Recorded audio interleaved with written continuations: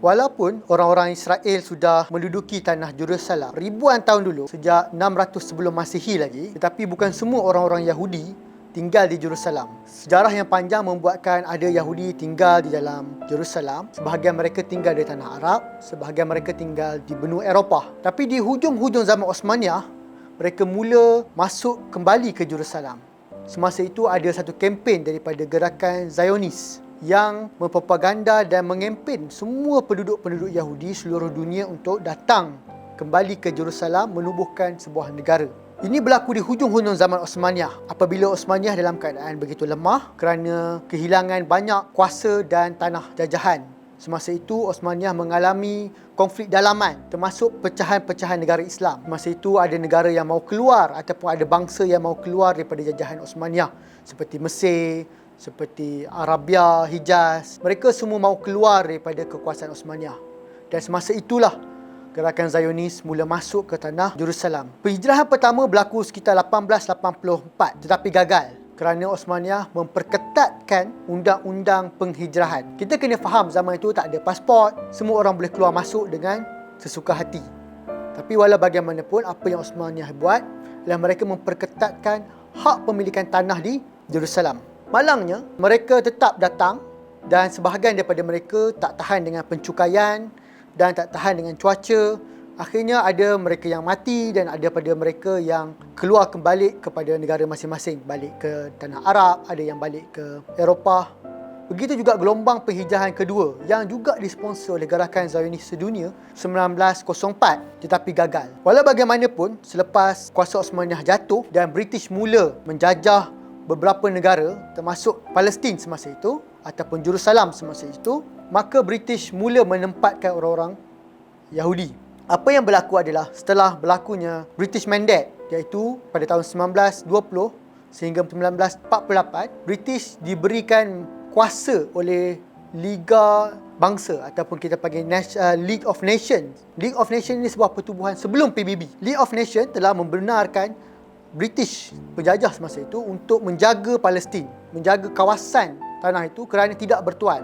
Kenapa tidak bertuan? Kerana Osmaniyah telah jatuh dan tanah itu tidak ada siapa-siapa pun yang menguasai tanah itu. Apa yang berlaku? British telah menduduki tanah itu dan mempersiapkan Palestin untuk menubuhkan negara sendiri. Kita dengar taktik yang sama digunakan oleh kolonial ataupun kuasa penjajah di mana-mana belahan dunia termasuk di Malaya. Mereka menjadi penjaga tanah tersebut sehinggalah bangsa tempatan bersedia untuk membina negara sendiri. Namun, apa yang berlaku sebaliknya, di mana British telah memberikan kebenaran untuk orang-orang Israel atau orang-orang Yahudi masuk ke tanah Palestin dan menempatkan diri mereka ke dalam tanah Jerusalem. Akhirnya mereka mula membuat penempatan dan menubuhkan negara sendiri.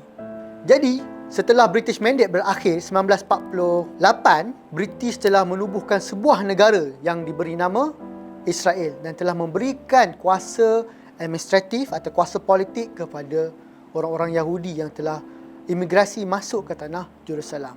Walau bagaimanapun, sebelum British keluar daripada tanah tersebut 1948, pada 1947, United Nations atau PBB telah menyarankan orang-orang Palestin untuk juga menubuhkan negara sendiri. Dan inilah berlaku pertama kalinya berlaku idea two-state solution, di mana konflik yang berlaku sejak 1920-an ataupun mungkin lebih awal 1915 cuba diakhirkan pada 1947 dengan cadangan PBB kepada negara-negara Arab untuk menubuhkan dua negara, sebuah negara Palestin milik Arab dan sebuah negara milik orang-orang Yahudi. Walau bagaimanapun, liga-liga Arab semasa itu menentang pertubuhan ini kerana logik semasa itu adalah orang-orang Arab berfikir, ini negara Arab, kenapa kita kena bahagikan tanah ini kepada dua? Dan semangat Arab nasionalisme semasa itu, kebangkitan negara Arab, kekuatan Arab semasa itu mempengaruhi idea Liga Arab. Dan Liga Arab tidak bersetuju untuk membahagikan tanah itu kepada orang Yahudi dan juga Arab. Idea Liga Arab semasa itu pada 1947 adalah tanah ini milik asal orang Palestin. Perlu kita faham, penduduk Palestin yang asal bukanlah Arab semata-mata. Ada pelbagai-bagai bangsa, termasuk orang Yahudi. Seperti mana saya sebutkan tadi, orang Yahudi sudah menetap di situ 600 tahun sebelum Masihi. Tetapi yang menjadi masalah adalah penubuhan negara Israel yang dibantu oleh British dengan pengimportan negara orang-orang luar. Sampai hari ini, Israel menjalankan satu polisi di mana mereka membenarkan siapa-siapa saja berbangsa Israel untuk imigrate atau berpindah ke Palestin tanpa mengira asal-usul. Walaupun seorang Yahudi itu daripada Amerika, ataupun dia daripada Sepanyol, ataupun daripada mana belahan negara, mereka akan diberikan hak serta-merta atau kembali ke tanah Israel. Malangnya, mereka tidak memberi hak yang sama kepada orang-orang Arab yang sudah menjadi pelarian sepanjang konflik antara Arab dan Palestin. Ada orang akan cakap, kalau Liga Arab terima idea 1947, tentulah selesai masalah ni. Kerana tanah yang dicadangkan oleh PBB pada 1947 jauh lebih besar pada tanah yang Palestin ada hari ini. Tapi apakan daya, semasa itu ideanya untuk membebaskan Palestin sepenuhnya, mengeluarkan pendatang-pendatang Yahudi yang diimport masuk oleh British. Tapi gagal. Akhirnya 1948, setahun kemudian Israel menubuhkan negara rasmi dan Palestin masih belum menubuhkan negara. Sampai hari ini, negara Palestin belum lagi didaftarkan sebagai negara, sedangkan Israel sudah menjadi sebuah negara berdaulat, diiktiraf oleh PBB, manakala Palestin masih sebuah negara yang di bawah perhatian PBB untuk menubuhkan sebuah negara.